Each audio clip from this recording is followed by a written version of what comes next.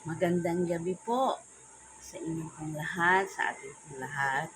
At tayo po ngayon ay nasa Church of the Living Faith, Prayer and Fasting Devotion for the Nation. At tayo po ay nasa, ang ating pong titulo for this season ay My Unforgettable Experience in Witnessing for Christ. At tayo po ay nasa ika-40th season na po ng ating pong gawain. Ibig sabihin po, in a season ay may 40 days po. So, 1,600 days na po tayo. Gabi-gabi na nakikinig po ng gawain na ito. Wow, thank you Lord na sinustain niya po ang gawain na ito para po sa kanya pong papurihan po. At yan nga po ang ating pong ang title ay about witnessing experience po natin ay unforgettable experience in witnessing for Christ. Yun po, tayo po ay manalangin. Amang Diyos, kami pinagpapasalamat sa iyo na ikaw po ang gumagabay. Ikaw po ang haligi ng gawain na ito, Panginoon. Kami po sumasamba sa iyo, kami po ay nagbibigay kapurihan sa iyo, Panginoon, sa gawain na ito. Sapagkat ikaw po ang nagbibigay sa amin ng lakas ng loob, pinapaalala mo sa amin ang iyong kabutihan, O Diyos. At sa gawain na ito, ikaw po ang aming itinataas. At O Diyos, hinihingi ko po ang inyong Santong Espiritu na samahan po kami, Panginoon, sa gawain na ito. Ikaw po ang maihayag, ang kabutihan mo, ang katapatan mo, at ang mga lakas ng loob na ibinibigay mo sa bawat isang mananampalataya, Panginoon, sa pagpapahayag ng iyong salita. Salamat po at itinataboy namin ang lahat ng mga pang-aabala ng kaaway, panggugulo ng kaaway. In Jesus' name, tinataboy namin sila. Doon sila sa hindi na sila makakabalik sa gawain na ito. In Jesus' name, Amen, Amen. Yan po. Yan, maliwanag masyado.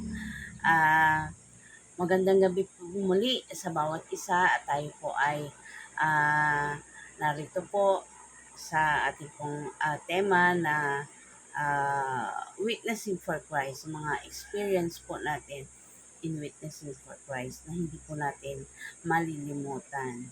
Yan po. Simulan ko na po at may verse po pala ako na andito para po tayong gabayan. Acts 1:8 po. Basahin ko po muna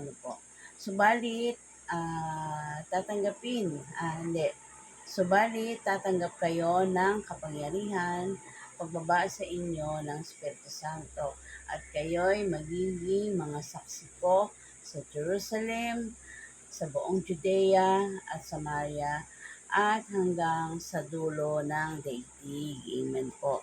At tayo daw po ay nakakatanggap ng kapangyarihan and the Holy Spirit comes. And the Holy Spirit is with us na ngayon at ang kapangyarihan po niya ay sumasa atin po para po mag-witness, magpahayag na kanya pong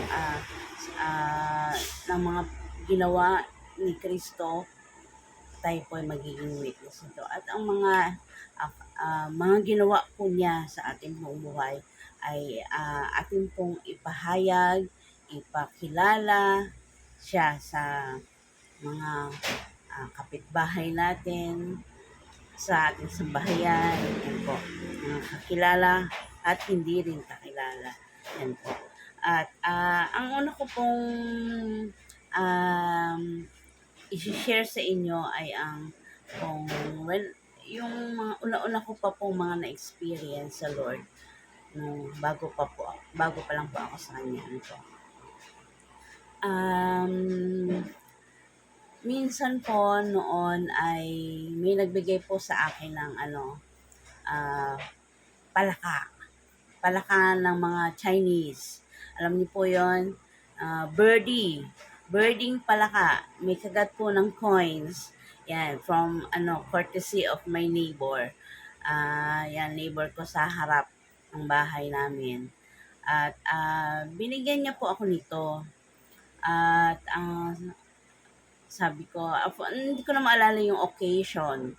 Kung ito po graduation ba o birthday. Pagbukas ko, so yun, nakita ko nga po, no, birding palakang, may kagat na coins.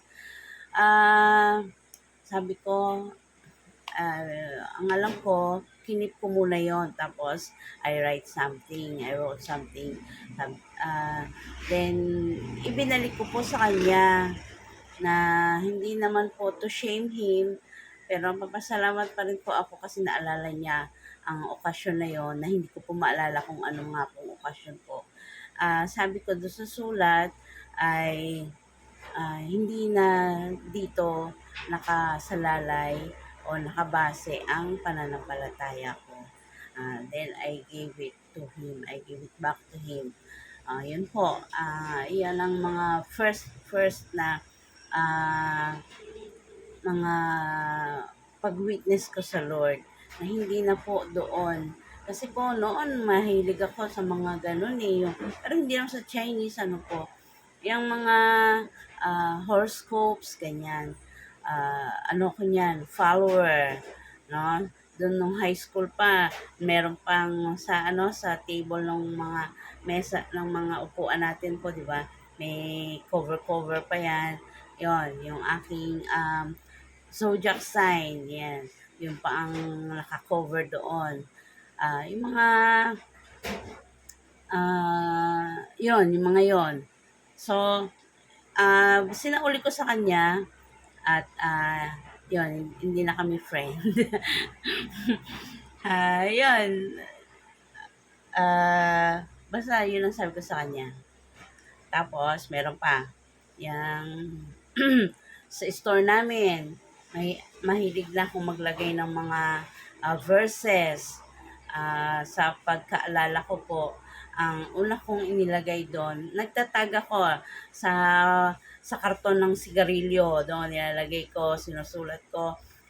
Tapos dinidikit ko sa estante na hindi nila makukutkot kasi nasa loob. So, nakalagay doon, Isaiah 55:6. Ayun ang una kong mga verses na naalala. At ang sabi doon ay, seek the Lord. Seek the Lord while He may be found. Call on Him while He is near. Yan po. Tapos may nag-comment. Hindi ko na maalala yung comment niya. Basta hindi ko maalala yung comment niya. Tapos, yun. Naging friends naman kami. Uli. Yung isa, hindi na kami ganon ka-friends. Doon sa isa naman, itong bagong nasa store, naging friends kami lalo. Yan. Tapos yung sa sa loob ng bahay namin, ano po, kay mama, mama ko, kami niyan eh, friends kami niyan. May, doon sa room namin, siyempre siya lang naglagay ng isang image. Yan, nilagay niya, when I met the Lord, nabasa ko na yung mga tungkol doon, na i-share na sa amin. So, sabi ko, tinitingnan ko. It's time na magpahinga na itong image na ito. So, I dumped. Nilagay ko sa plastic. Tapos, hindi ko maalala kung bakit nalaman ng nanay ko o nung kinabukasan nakita niya nasa basurahan. Doon pa rin sa loob ng room. So, sabi, bakit mo nilagay? Bakit mo tinapon yan? Yun. Tapos sabi ko, hindi naman ano yan eh. Hindi naman kailangan yan. Sabi ko gano'n. Hindi na yan, wala namang effect. Gano'n. Yun, hindi ko na maalala yung mga sharing ko noon sa nanay ko. No po. Tapos, yung payang one night, I was singing. Singing talaga po.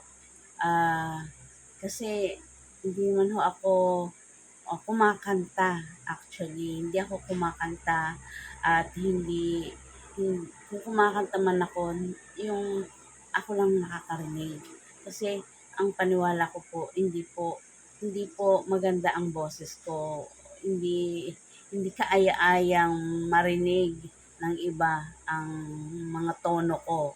So, hindi ako kumakanta po. So, that night, I was singing. Hindi ko maalala kung I love you, Lord. Yung pa yung kinakanta ko. Sabi nanay ko, Lorena, ah, wow, malakas na yata yung boses ko. Anong ginagawa mo dyan? Ganun sa akin. Ah, yun, hindi ko na rin maalala kung ano yung mga sinagot ko. Kung, o ang tanong niya yata kung sinong kasama ko, ganon.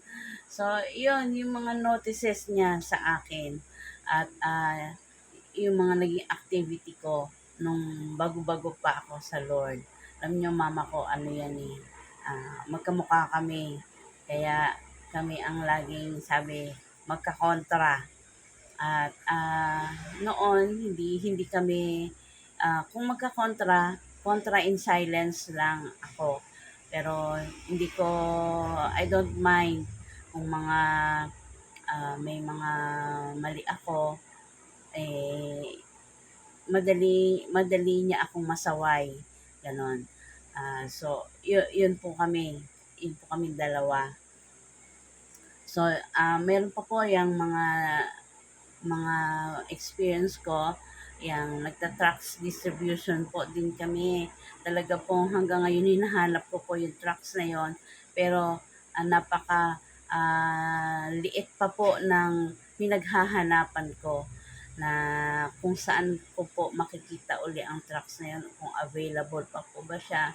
Yun po yung trucks na alam mo ba, yan, alam mo ba, na-amaze po ako sa revelation po ng creation ng Lord, how He created us, at kung ano yung meron sa atin. Alam ko po may bituka ako, may puso ako, may laman po dito sa bao dito. Ano, may dugo, may ugat. But beyond that, talaga pong na-amaze po ako dun sa tracks na yon. At yun po yung dinidistribute ko sa mga, I believe, sa mga kaklase ko noon sa UE. Tapos,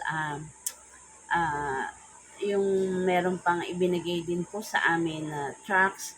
Hindi ko maalala kung binigay po ba yon o yun po yung tracks na meron doon po sa Jacob's Well na Christian store doon po sa UE sa gate sa labas. Doon po kami tambay-tambay. Uh, I bought that yung parang sobre style po na sobre dahil sa'yo ang nakalagay, nakaprint doon sa cover niya. Tapos pag binuksan mo, hindi po doon sa tiklop ng cover ang open, kundi parang letter na siya. So ganun po ang style niya. Tapos kinukwento po doon yung paano po tayo sinalba ni Jesus sa impyerno. Bakit po siya dumating at gaano po niya tayo kamahal. Yun po ang laman nun. One, one night po ng pag-uwi ko from school, the Holy Spirit prompted me na magbigay po ng tracts na yon. At talagang, wow, ano ba, sa sobrang excited ba yon o sa sobrang kaba, magkahalo po. Kung kailan sa pababa na malapit na, talagang doon ko na push na ibigay po, mag-distribute po ng trucks na yon. At habang naghihintay naman po akong pumara, may nag-aabot po ng isa lang po actually, may nag-abot ng ng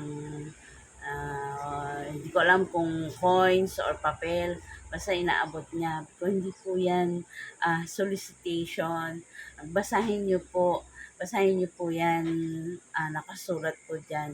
Yan po si Kristo po ang laman ng sulat na yan. Yun, nakakatuwa kasi out of my yung timid po ako na gano'n. Hindi ko po akalain na makakapagbigay ako ng tracts. Pagbaba ko ng jeep, tuwa ako, nakangiti. At talagang, wow, nagawa ko yun sa tulong ng Lord talaga. At parang sabi ko wow, ano na ako, 1 point, gano'n. At tuwa po, yung successful ang Lord po sa gawain na yon. Thank you, Lord. At I'm one of those na ginamit mo sa pagbabahagi ng sobre na yon. Ano po, sobrang si Kristo ang laman ng sulat. Yan po. At meron pa. Mga ilan-ilan lang po ito, no po. Yung iba po kasi nakalimutan ko na paano po ba nangyari. Ito pong pangyayari na to, dito po ito sa burol po ng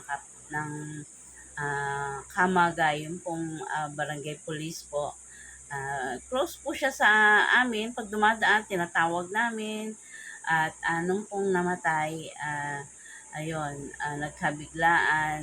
So, nung nakaburol, nagpunta po ang mga kababaihan ng CLF San Juan po sa kanila pong bahay. At the Holy Spirit prompted me na magbahagi ka dyan. Mag-share ka ng salita ng Diyos. So, nung uwian na, naglalabasan na sila dun sa compound. Sabi ko, uy, wait lang. Meron pa tayong prayer. Sabi ko, o di,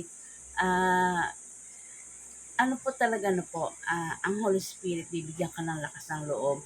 Parang, ang naramdaman ko po ay hindi takot, kaba, hindi excitement po ang nararamdaman ko. Wait lang, may gagawin pa tayo. So, nagbahagi po ako at with all calmness ng environment.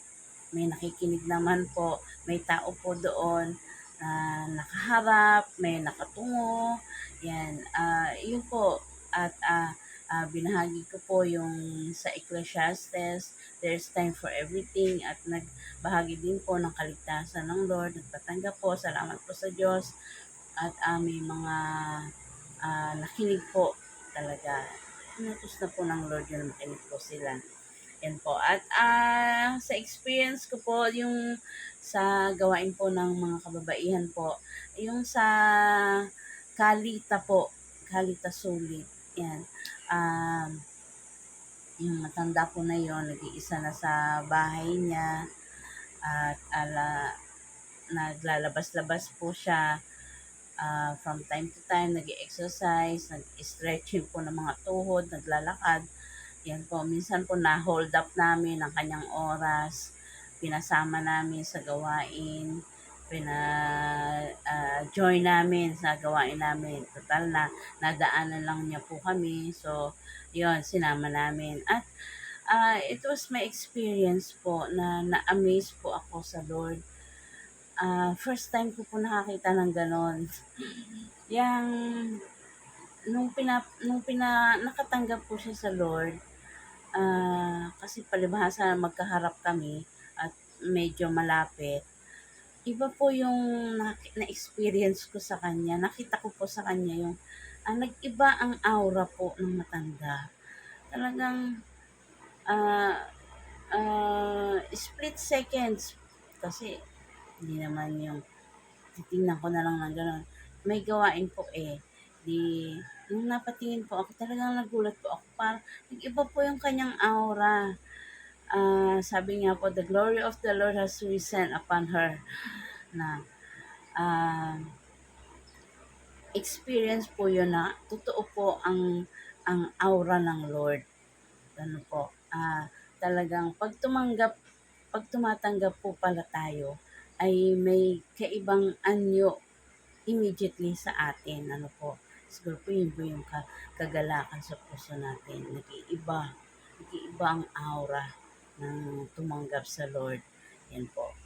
So, kapag na nagpapatanggap po tayo, try niyo po tingnan ang mga aura po nila. Natuwa lang po ako talagang, wow, thank you Lord, pina-experience mo sa akin. Kasi I remember nung ah, nung nagpunta po ang mga kapastoran to clear out something, ah, sabi po ni Kuya Ramon nito, "Uy, iba ang mukha ni Ate Lori."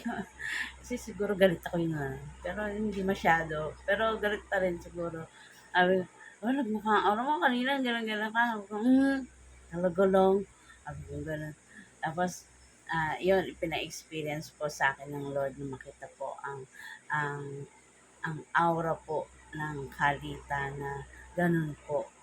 Pinakita niya po sa akin siguro kung ano yung naging, aura ko that time. So, natutuwa po ako sa Lord sa gano'n pong experience. Salamat sa Lord. At, yung very recent, among the kids na mga kapitbahay po namin, yung pong ang kuya po niya kasi talaga ay enthusiast po ng motor.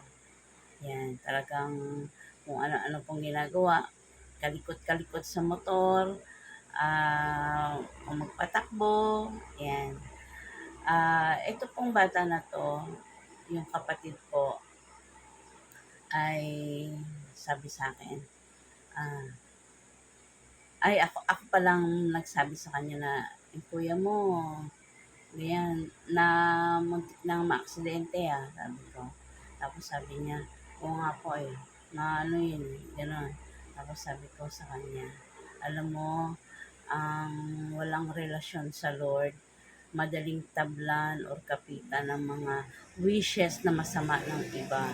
Yan. Sabi ko po yun sa kanya. Tapos sabi niya, ah, hindi ko ma-state kung anong sinabi nung bata na yun, ng kapatid. Tapos umalis na. I believe na ah, nagpatibok sa puso niya ang salita na yun na ang walang relasyon sa Lord ay madaling kapitan ng mga madaling kumapit sa kanila yung mga masasamang salita, mga ah, bad na mga salita ng ibang tao. Kasi makulit na yung kapatid. Yung, baka may magsabi na madisgrasya ka sana, yung mga ganun po. Madali pong tatablan ang walang relasyon sa kay Kristo ng mga ganong salita. Kasi po wala siyang pananggalang, wala siyang proteksyon. Ano po yan? Amen po. So, ah, yun po ang mga iba sa mga experience ko sa mga pag-witness sa Lord. Yung bang ah, may mga it takes a time na paghandaan. Meron din namang impromptu na mga ah, pagbabahagi ng little things ng gawa ng Lord. Ano po. At ito po, meron po akong plano sa aking pong mudyang, sa mama ko, sa mother ko, Mother Earth. Ayan, nag-birthday po kasi siya. Nagpaplano kami na, sabi ko, Amerikano naman tayo ngayon. Sabi ko sa mga ka-members ng family, mga pamangkin kapatid. Sabi ko, Amerikano naman tayo ngayon ba? Kasi dito sa atin, kung ikaw ang birthday, ikaw magti-treat sa kanilang lahat. Sa US, sabi, kung sino ang may birthday, siya ang itinitreat ng mga friends. Friends chip in sa expenses para sa event na yun. So, ganun po ang gusto kong mangyari po sana. Si mama ko ay madalas o most of the time, yun nga madalas, na siya ang taya sa mga kainan, gano'n. So sabi ko, this time, gusto ko tayo naman ang maging taya. O kung hindi man, may discount, i-discount natin si mama sa mga expenses. Ngayon, pero hindi natuloy po kasi lack of communication at saka lack ng pondo. Ah, ito po alam ko na will ni Lord na magkatipon kasi parang ano po 'to, birthday reunion, 'yan, na namin. Hindi po kasama si pastor. Kaya po parang ayaw niyang mangyari na sa Pasay pa mangyari, hindi na lang dito. Pero kasi doon ay ano, center center ng ano, may mga pupunta lahat halos na magta-travel. Pero doon, ayos na doon. Kasi 'pag dito malayo masyado. So, I pray to the Lord na mangyari po ito. Sama po kayo sa panalangin. Sa panalangin na lang. Talagang ano, ini-excite ako ni Lord dito sa mangyayari na ito. Igagrab ko sa tulong ni Lord ang opportunity na to na ibabahagi ang kaligtasan. Yes, Lord. At I believe na magiging breakthrough ito sa amin. Kaya samahan niyo po ako. Sama kayo ha. Pero sa panalangin na lang. Yan. At thank you Lord sa mga ginawa mo sa aming buhay. At salamat at naging kabahagi ako sa pagbabahagi ng iyong salita. At sa mga mangyayari pa, I believe, pangungunahan mo ang bawat isa sa pagbabahagi ng iyong salita, ng iyong kaligtasan, at ng iyong kabutihan sa amin. Ikaw ang mangunguna dito sa tulong ng iyong Santong Espiritu. At yan po ang mga experience ko sa Lord na hindi ko po malilimutan. Yan, lalo na yung yung echiserang palaka na may kagat na coins. Yan po.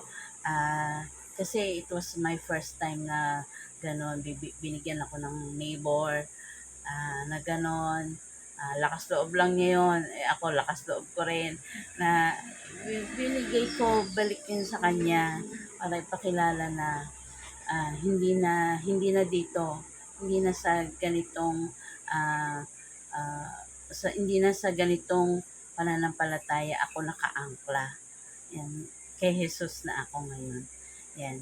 At salamat at kayo po I believe paghahandaan nyo rin po ang mga sitwasyon na yan. Aral-aral po sa ulo ng mga verses para po pag dumating ang moment na yan, marami kayong huhugutin na mga itinago ninyo sa inyo pong mga balat, sa ating pong mga puso. Yan. At pangunahan po tayo ng banal na Espiritu ng Lord. Okay po. At salamat po sa inyo pong pakikiisa. Tayo po ay manalangin na. Aming Diyos, salamat po at ikaw ang nagbigay ng panahon, ng oras sa mga taong nakinig, Panginoon. At ikaw po ang magbibless sa kanila, ikaw po ang magbibigay ng lakas ng loob sa kanila, paano po magiging kaisa sila sa pagbabahagi ng inyong pong salita. At dinadalangin ko rin po, Panginoon, na punuin mo po kami ng experience sa inyo, O Diyos, at nang may maibahagi po kami sa amin pong kapwa. Higit sa lahat po ang mga hindi pa po nananampalataya sa inyo. Sapagkat, Lord, kung wala po kaming experience sa inyo, wala po kami maibabahagi. Hindi i-reveal mo po sa amin ang inyong pong kabutihan, ang inyong pong katotohanan, ang inyong pong pag-ibig, Panginoon. Magpakilala pa po kayong lubos, Panginoon, sa amin. At ang inyong pong kalulahatian, Panginoon, ay ang aming pong maibabahagi po sa aming kapwa, O Diyos. At higit sa lahat, Lord, din po, bigyan mo kami ng burden na ma-share po ang inyong pong kaligtasan sa aming pong kapwa. Lord, maging kagalakan ng aming puso, ang mga kagalakan mo na maging gawain namin, O Diyos. Bigyan kami ng lakas na loob, tapang, at wisdom from you, Lord God. At maging grab namin ang mga bawat pagkakataon na maibahagi po ang inyong salita. Lord, salamat po at hinihingi ko po in Jesus' name ang mga kalakasan po para sa sangkapastoran po ng aming iglesia na kinaaniban namin ang Church of the Living Faith, Lord. Bigyan mo po sila ng lakas ng loob na itakwil po ang mga gawain na hindi po nagiging kalugod-lugod sa inyo. At ang sumaksak lang po sa mga puso po nila ay ang mga salita ninyo. Lagi po nilang alalahanin, hindi po mawaglit sa kanila na ah, ang kabutihan mo ay lagi nakayakap sa kanila, Panginoon. Sa kanila po at sa bawat pamilya na nare-represent po nila, i-bless mo po sila, Panginoon. Bigyan sila ng kalakasan, Panginoon, na itanggi ang mga gawain ng kaaway, Panginoon. Salamat po sa kanila sa pagbabahagi ng kanila pong buhay, sa kanila pong mga bawat branches po ng CLF. Lord, bless ng mga members po nila, Panginoon, in Jesus' name. At pangunahan mo po ang mga gawain namin, O Diyos, kabutihan mo, at kagalakan mo, Panginoon, ang lagi namin maalala, Panginoon. At salamat po, Panginoon, sa lahat ng iyong biyaya sa bawat isa, sa mga nakinig. I-bless mo po sila. Abutin mo po ang kanila pong mga sitwasyon na hindi po maganda. Ikaw po magpakilala sa kanila. Gamitin mo po kami, Panginoon, at mga taong nakapalibot sa kanila, Panginoon. Sa pagbabahagi po, ipapakilala sa kanila sa mga taong ito na nangailangan ng iyong kaligtasan. Bless mo po each and every one, O Lord God. Salamat po sa biyaya mo na hindi po maubos-ubos at kahit kailan po hindi po namin i-wish na maubos ito, Panginoon. At ikaw po ang mag-bless sa kanila. Salamat po in Jesus' name. We give back all the glory, the praises, and the honor in Jesus' name. Amen. Amen. Liwanag. Yan. At hanggang sa muli po. Salamat. Bye-bye. God bless everyone. See you soon. See you next time. God bless po.